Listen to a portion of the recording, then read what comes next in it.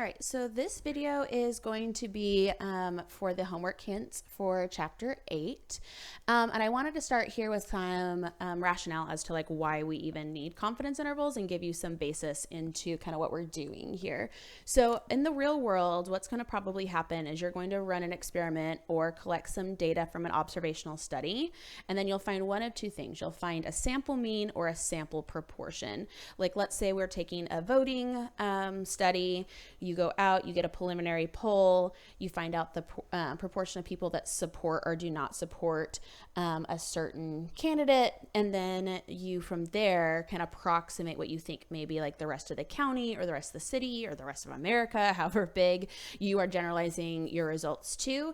But the big thing here is you're taking that sample data and trying to find a little window into what the population might be for that variable. So you're going to find some window here with a lower bound and an upper bound where that sample mean or that sample proportion would be like right in the middle. And you're going to say like, I think the true mean is in here somewhere, or I think the true proportion is in here somewhere. Okay, now we can't just willy-nilly be like, oh yeah, like plus or minus 2 or something like that. Like it has to be very sound as into how we generate these intervals, and we're going to do that using the normal model. And so you're going to use that point estimate, either x bar or p hat, to be your approximate center of your distribution. And most of the time we're going to do like a 95% confidence interval. And so what that means is like I'm going to try to make a boundary around x bar so that like 95%, okay, is around x bar. And what that leaves me with is if I do 1 minus 0.95, that leaves me with 5%. So that gives me half on this side and half on this other side. And it's half because it's a symmetric distribution. The whole thing is 100%, 95% is here, 5% is left over. I divide that here and get the sides here. Okay, and so we're going to kind of use that normal and inverse normal process in order to find these bounds. And so if you let z be equal to x minus, and we're going to say x bar here because that's our center of our distribution. And then we're also going to use the sampling distribution standard deviation here. So let's use sigma over square root of n. Okay, how we're going to find x here for our bounds essentially is you're going to multiply z by that standard deviation of the sampling distribution, okay? And you're going to get a plus and a minus side because you're going to end up getting like a negative z here. You're going to end up getting a positive z here, and then that's what's going to create your lower bound and upper bound, and we're just going to multiply z by that standard error or the standard deviation of the sampling distribution to find what's called our margin of error.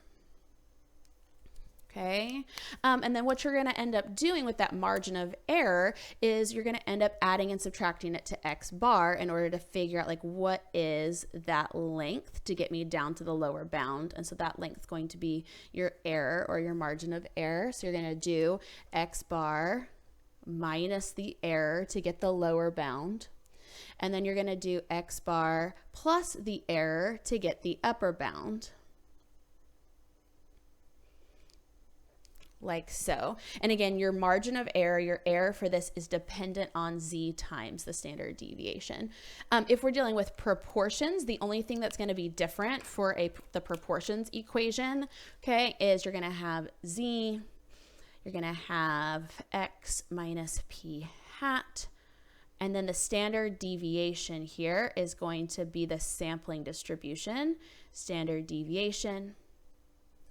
Okay, but the concept overall is still the same. Okay, if I multiply this to the other side and get z times the standard deviation of that sampling distribution for proportions, then that's going to find me the error in context of the situation. I'm going to add or subtract that to p hat, and then I'll find my bounds that I think p is within those bounds here. Now you're going to use either the table for the normal model, or you can use the calculator. I'll show you here to find those bounds. So just like we did back with the inverse normal with the normal model, if you go under distributions here and go under inverse norm, and then it doesn't matter which one you try to type in. So I'm actually going to type in this one here. So negative 0.25. Okay, it'll give me the z-score, and that gives me the negative z-score because it's right there on that side. So like negative 1.96 would be my z. Now, if I wanted to do the other side here, I have to be very careful. I have to make sure that I take in the 2.5% here and the 95% here to get this z over here. So if I wanted to do that, inverse norm, it would be 0.975. Okay, because I go all the way from like essentially negative infinity to this z, and you'll see it's perfectly symmetric here, 1.96 over here. So that's where the plus or minus comes into play for the lower bound, upper bound. You take that z, you take the number of standard deviations away from the mean that we want based on our confidence level. Okay, so that's why I chose this here, because I would have been given that 95% confidence level. That's what I plug in for z. Standard deviation over n, subtract it to get the lower bound, add it to get the upper bound. So let's look at one of the examples that you have in your homework here. Okay, let's look at problem 822. All right, so if I'm looking at 822, okay, in the problem it tells me that my sample size is 120, which is great.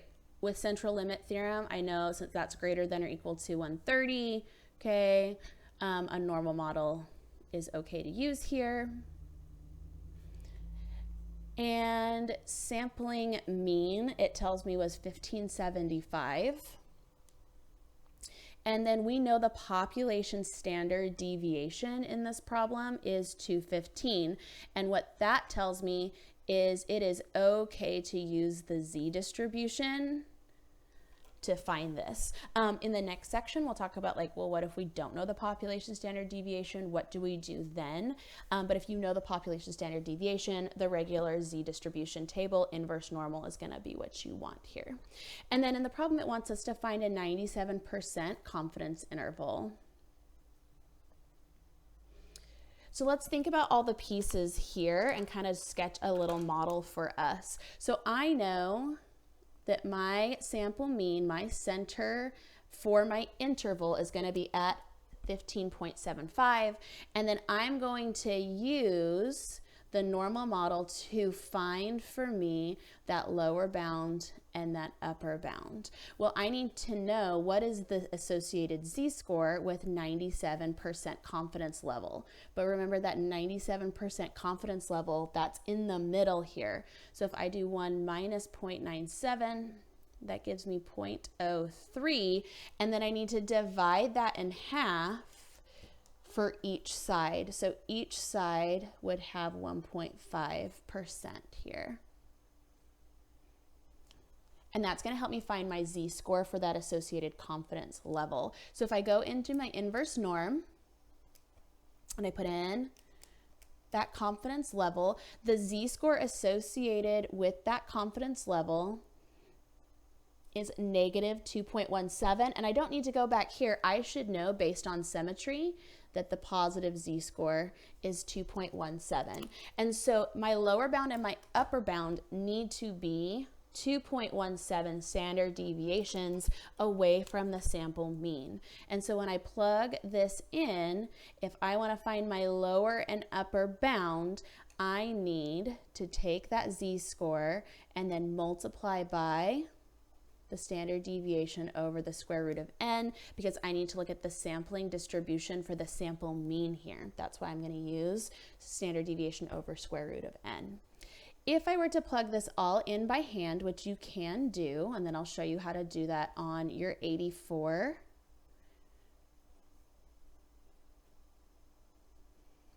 Okay, this is what we would end up doing. Now, in your calculator, you can actually go to Stat, go over to Test, and then you need to go past all of the hypothesis tests. That's actually something that we're going to be looking at in the next chapter. And then this is where all of your intervals are going to be. You need to make sure you choose the right interval. In this case, because I have one sample mean and the population standard deviation is known, I'm doing a Z interval. Now you have two options, the data or the stats. I know the stats because I know the output here. The population standard deviation, is 215.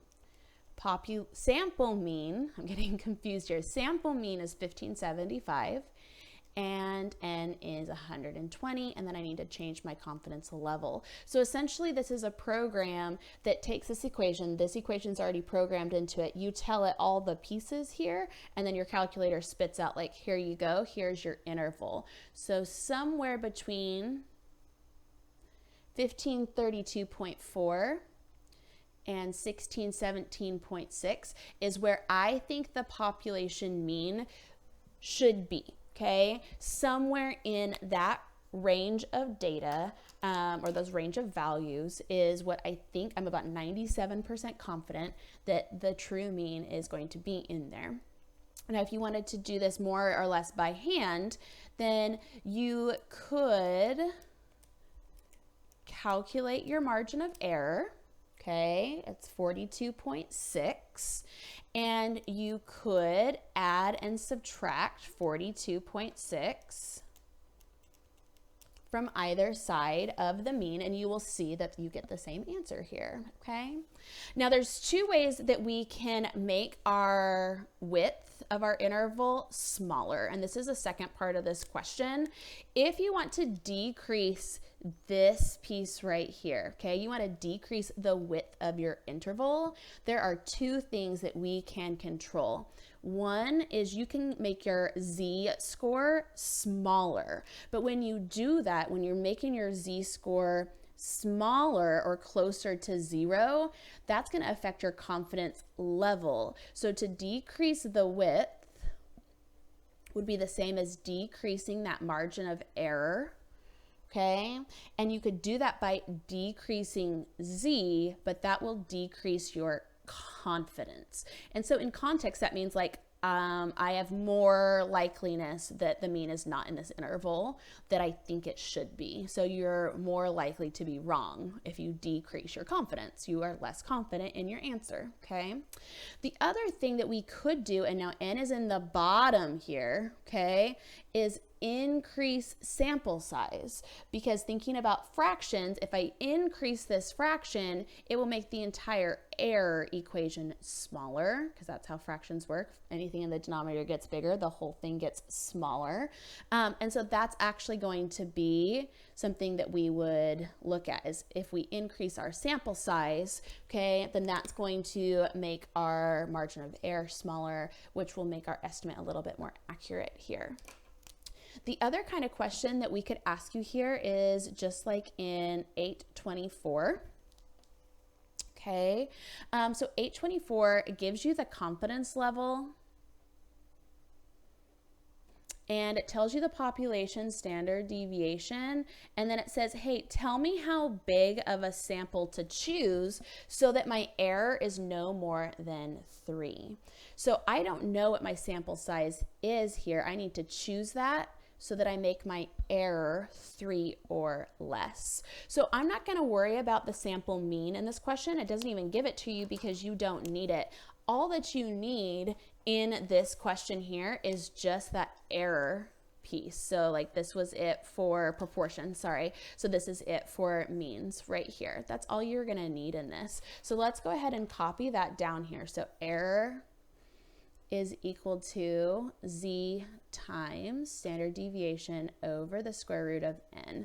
Okay, I want that error, that plus or minus piece, okay, to be 3 or less. So 3, I need to go find the Z for 98%. Okay, well, think about this real quick. Don't just plug in 98 because it's not going to give you the right answer. Remember, 98% needs to be centered. So 1 minus 0.98 gives me 0.02. And then I'm going to divide that up on either side. And I just choose this left one because it doesn't really matter. It's plus or minus the exact same thing. Okay, so my z-score for this situation for 98% is 2.326.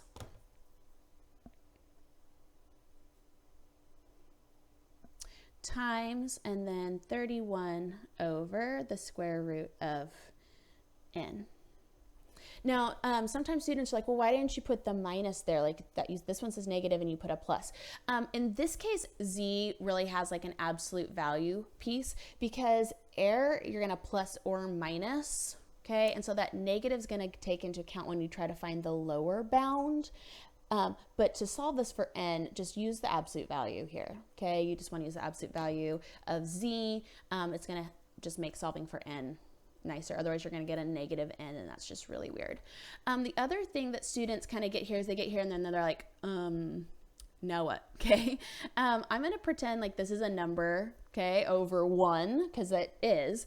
And I think if we rewrite the multiplication as one piece all over and then square root of n in the bottom, that's at least somewhat more helpful for students to see how to solve this for n. What you would do after that is multiply both sides by square root of n. If I'm trying to isolate the square root of n over here, I can then divide both sides by 3. And then you'll find that numerical value here. I don't want to give you all the answers, okay, to your homework, but that's what you would do. And then the last move is going to be to square both sides to solve for n. Okay. Now, the big thing whenever you're solving for n is you always, always, always round up. Because if your sample's too small, your width is not going to be big enough and you're not guaranteed that margin of error. So you always, always, always round up. Every single time. Even if you had, like, this is not the answer, but like 47.01, you would say, give me 48 people, okay? Because you want to guarantee that error is that small, okay? And in order to minimize that error, we increase n. You need to go up 1 every single time. All right, so let's talk about what happens when we don't know sigma. There's a ton of research in the early 1900s-ish about when we had like sample sizes that were really, really small, and we didn't know the population standard deviation of something. We were starting to look at like sampling research. And what they were using is they were using the standard deviation of the sample and trying to use that to approximate here. And what they found is that approximation wasn't perfect. Now, the bigger n was, the closer and closer n got to 100 or 1,000 even, the better this approximation was. But when n was really small, what they were finding is that standard deviation that they were using was actually like way, way not appropriate when it should have been something maybe like this, okay? And so this is called the student t-distribution, okay? And you use the t-distribution when S is known. So when you know the sample standard deviation, and we're using that in place of the population standard deviation, you're going to use the t-distribution because it accounts for that extra variability that you are adding into the math by using S instead of the population standard deviation. And you don't use the population standard deviation because you probably don't know it. Okay, and so an example that I just want to make sure that we look at is 8.36. Okay, so in this example, n is equal to 18, and then they give you the data in this one. And they want you to do 3 things. They want you to find x bar, they want you to find a 99% confidence interval, and they want you to talk about what the margin of error is. Now, how you're going to do that is you need to put this data into your calculator. You need to put this in a list, okay? So if you go into your list, and if you're an Inspire user, I'm not going to use that technology in this video, but you would go under Lists and Spreadsheets, enter this, and then add a calculator screen, okay? So if you go into your stat here, not second stat, sorry, I pressed that. Don't press second stat, just regular stat. And go into edit, you're gonna enter all that data here, okay? Quit. Then when you go over to stat and test, now I don't wanna z-interval this time because the problem did not tell me what the standard deviation for the population was. I'm just using this data. So from that, I'm gonna just know what the population is for that sample, okay? So I'm gonna use a t-interval, and then you'll go to data, and you'll see right here, it says like, okay, where's your data located? You put it in list 1, frequency's just 1, okay? And then you can tell it 0.99 and then calculate, and it will do that for you. It should also give you these things in the output table, okay? So you're getting kind of a big bang for your buck by just plugging that in your calculator, okay? And again, my Inspire users, new document, lists and spreadsheets, add a page, okay? Go under menu, calculate your interval using the data there and how you define your variable, okay? But that's how we use the t-interval. Now, in all the other questions in this section, you're gonna use the statistics. So still a t-interval because you use S, but you'll go over to stats and you'll be able to enter everything here, and notice there's our sample standard deviation instead of the population standard deviation.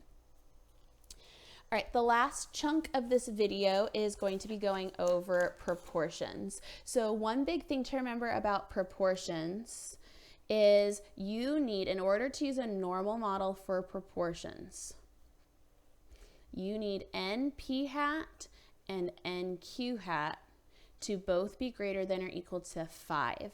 And in question 8.54, it's going to ask you to go through and verify that. And there is one set of those 4 that is not going to be able to use the normal model. But most times you take a sample size big enough so that you're able to do that, okay? The question that I want to make sure I go over in a little more detail is 8.62. So in that question, it tells you what p hat is, and it gives you the sample size, and then it asks you what the point estimator is. Well, that's it, okay? But then the next thing it asks you to find is the 95% z interval. Now, this is not going to be the same z interval as a means. So if you go back to your z interval here, okay, you need a sample mean.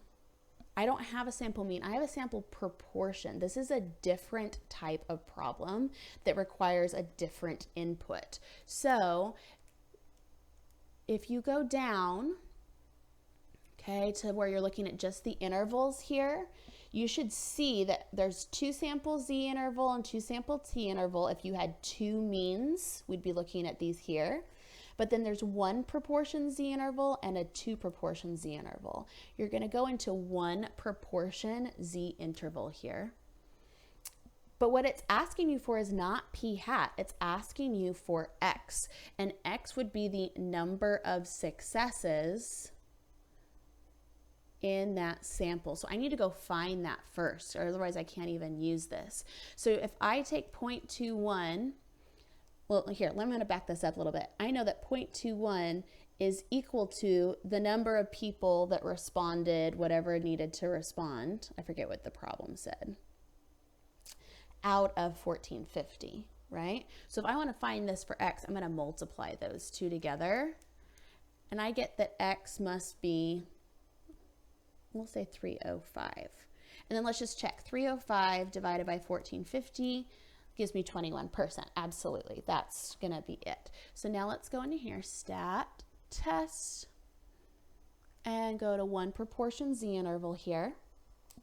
Okay, so number of successes out of 1450, and I want a 95% confidence interval. Okay, and the reason is if you think back to when we very first started the video, the standard deviation for these are different, and the error equation is different. And so these have to have different computer inputs because they're different equations. And so if this is the case, you're going to use just the regular z interval, okay? If this is the case, then you need to make sure you use a one proportion z interval. You have to know the difference between the two. You have to be able to read a situation and know, is this talking about a mean of a sample? Is this talking about a proportion of a sample? Okay, and there's going to be keywords like percentages. There's going to be keywords like mean and standard deviation given to you. But you have to make sure that you read into the question and know which one of these two computer programs or calculator programs you need to utilize in order to find your answer. Okay.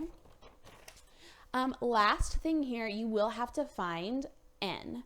And a really good question that I want to make sure we talk about is 58. So there's a pilot study that is given, and it says in that pilot study, they think that p hat is 29%, right? And it wants to know, find the sample size here.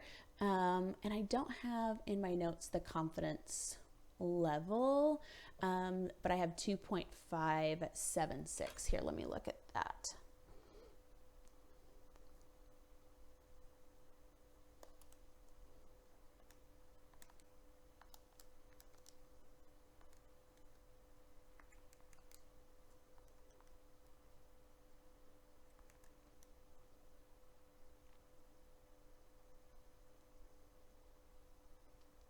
So I want to say it's like 90, maybe it's 98%. Correct me if I'm wrong. But what I need to know in this problem is it wants to know the error is 3.5%. And then when you find the z-score for the confidence level, you get 2.579.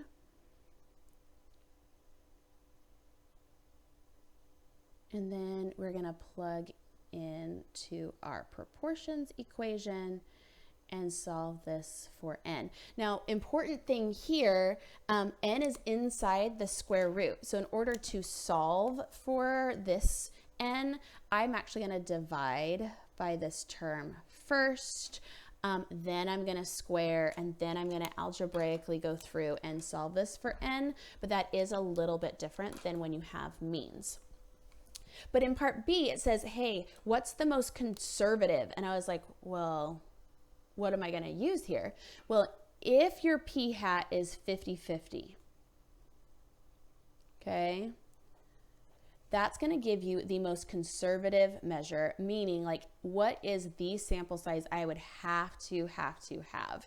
Anything that's lower than 50 or greater than 50 is going to shift your error a little bit.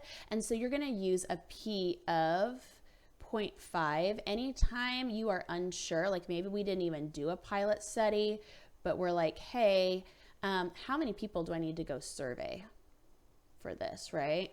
And that would be what we would do here. If you don't know any percentage, you just default to a 50%, and that's going to give you the most conservative estimate there.